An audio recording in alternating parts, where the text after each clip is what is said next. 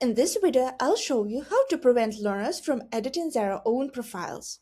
This feature allows administrators to maintain full control over the user account settings and restrict access to profile modifications.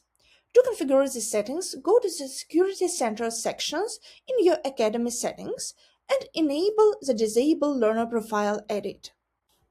Once this settings is enabled, all profile and account-related changes can only be made by Academy administrators.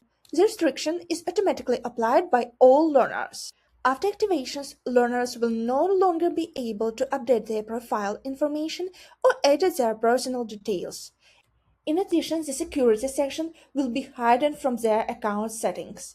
Features such as account activation, account deletion, personal data export, and email notifications preferences will also become unavailable. I hope this helps and good luck with your Academy!